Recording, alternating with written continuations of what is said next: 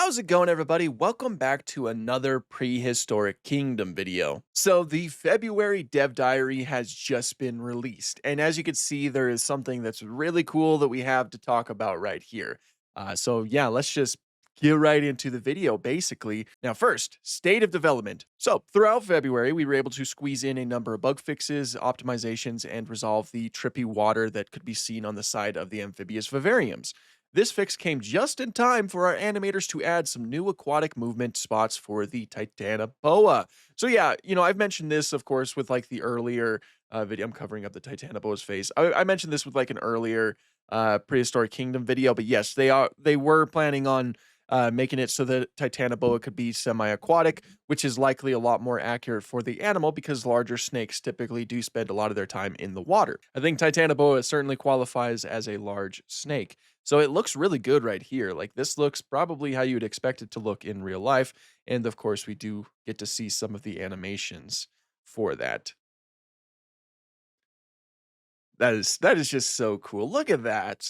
Man, I love the vivariums so much. The vivariums are a fantastic addition to the game because of reasons like this. Like this feels like what you would likely expect to see from a real life zoo, and just the animations, they look so fluid. It genuinely looks like an actual snake swimming around.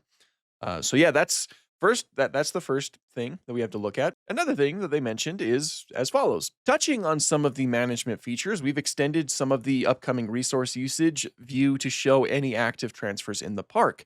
After selecting a resource type from the dropdown, e.g. meat and plants, floating arrows and an icon will appear to show where staff are delivering to and how much they're taking. So yeah, it's basically just like an update to the icon system right here. As you could see the delivery happen, essentially like the staff member delivering the meat to these specific feeders over here, which is just, something that adds to it overall. I mostly just play sandbox, so I don't think I'll be experiencing this too much, but it's still a very nice touch.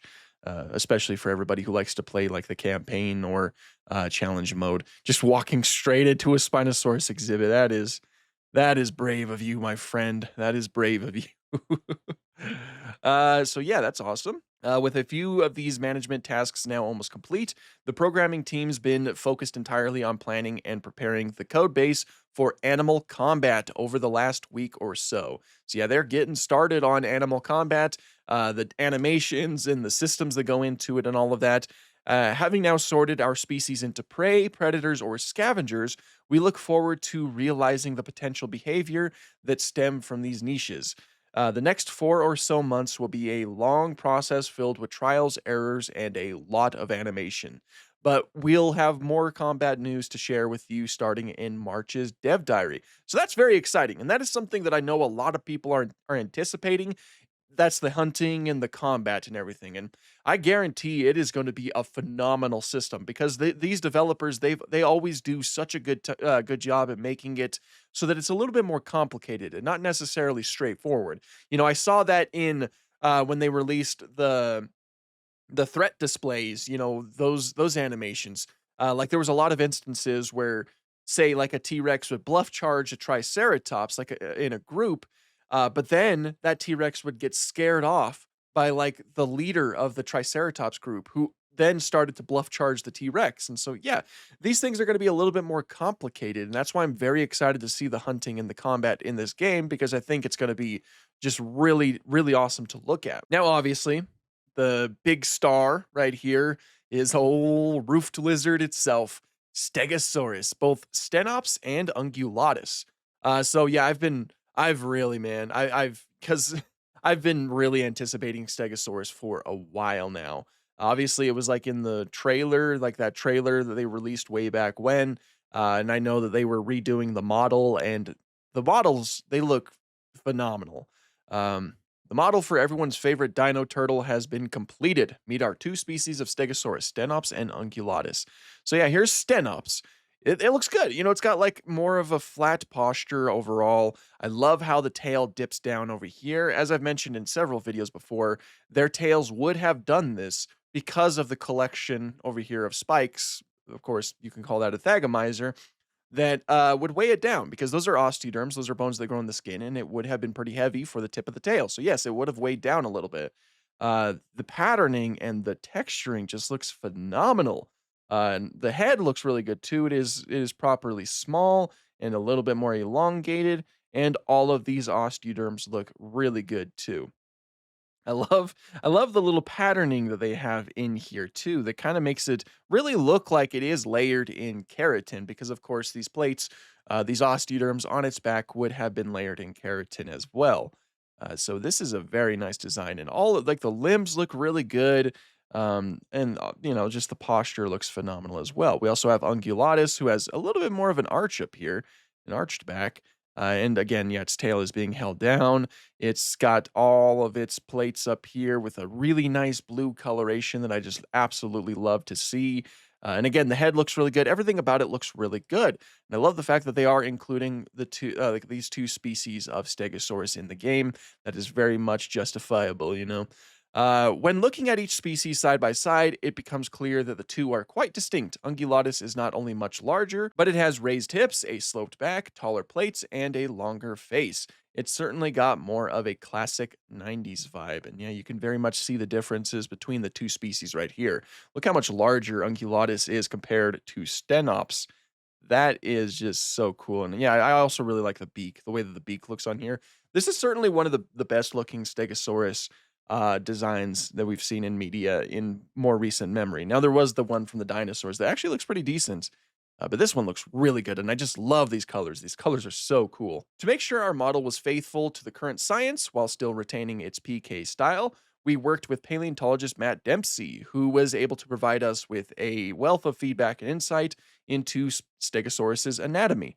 Thank you for your help, Matt. Well, that's great. I always love when they have like paleontological consultants on these things. Oh, look at that. It's laying down properly. Like with its front legs going forward and its back legs going backwards. I assume this is like some of the sexual dimorphism because this one's a little bit more dull in the plate. So it's possible that this one might be a female while this one's a male with the more vibrant colors to try to impress the female. The feet also look really good too. You can see them right here. Yeah, these are just really nice models. There's really not much else I can say other than that they're just really nice. Internally, the team named the first ungulatus skin after a certain kaiju thanks to its gray body and blue radioactive plates on the male.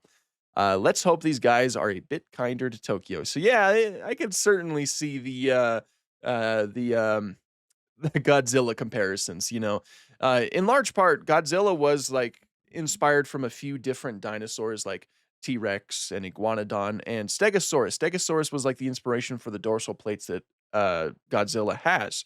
So it's kind of cool. This is in a way sort of like a little reference to that. And this also must be the female, as they mentioned, the blue plates on the male. So yes, this is the sexual dimorphism that we have right here with smaller plate and not nearly as vibrant of colors. These look so good.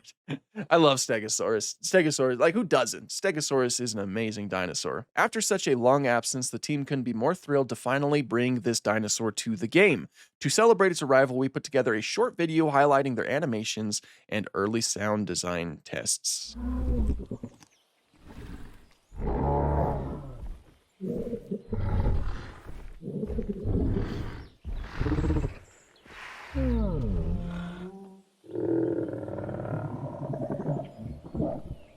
Oh, man. Look at that. You can see all the dinosaurs in the background. You could make more of a proper Morrison formation. That is so beautiful. I like how all the sounds are kind of like low rumbles. That's kind of how I would expect Stegosaurus to sound. Obviously, we don't know what Stegosaurus sounded like, but like I wouldn't be surprised if it'd be similar to this. Oh man, I love that shot. Look at that. That you're gonna be able to make some really cool Morrison formation scenery pieces. Once we have them fully implemented, we'll show off their seamless growth in the next dev diary. Until then, here's an early look at the Stego baby with its proper coloration and sculpt. Oh, that looks so cute. That looks so cute, man, with its reduced dorsal plates, the reduced osteoderms, this proportionally larger head. Oh man, the babies always look so adorable in this game. That is gonna be awesome to see. I am very, very excited for the inclusion of Stegosaurus. On top of that, there's also scrubland foliage. To help fresh out the game's Cenozoic landscaping options, we'll be adding new plants to the scrubland and wetland biomes in U17 and 18, respectively. As you might guess, this first batch aims to drastically improve the variety of the scrubland biome, and actually make it into, well, a scrubland. The next update will bring 28 variations across 4 new species to the game, with those being lavender, cistus, false esparto, sorry, grass, and juniper bush. That's lavender for sure. That is so cool looking. Gonna be able to dress up your Cenozoic enclosures a little bit more too. The juniper bushes look really cool. I really like the way that those look, especially with this over here. It looks really nice. To sweeten the deal, we're also revisiting the Italian strawflower and sable palmetto to make them much more faithful to their real world counterparts. We've tried to capture varying levels of growth, coloration, and have even included shaggy and clustering variants for the palmetto. There's a lot more variety here overall, making a grand total of 46 new plant assets coming in U17. Oh man, those look really nice. Yeah, these are all the details are really improving on the plant life, that is for sure. But that's not all though. When the game is fully released next year, there'll be even more foliage for not just the scrubland, but for a few other biomes too. Notable additions will include the highly requested cherry blossom, agave, eelgrass, stone pine, and a curry palm. It will truly be plant kingdom. That's awesome. Having a lot of variety in the plant life, I feel like is pretty necessary too, to really make it, yeah, make your enclosures feel alive and also just give you some creative freedom when reconstructing certain themed enclosures or something like that. Like the cherry blossoms in general, I think are going to be really cool. I love those in Jurassic World Evolution 3, and I think they look fantastic here. Look at some of these though. I was like looking at, like staring at this, and that's a really realistic looking Ankylosaurus habitat. This one right here, that looks so cool. That is awesome. But yeah, that is February's Dev Diary. Obviously, they released some really cool things. It wasn't nearly as long as previous Dev Diaries, but again, they just announced some awesome things here and showed us some amazing, amazing things that I am truly excited for. But that's pretty much all I have for this one. Thank you guys so much for watching and have an awesome day.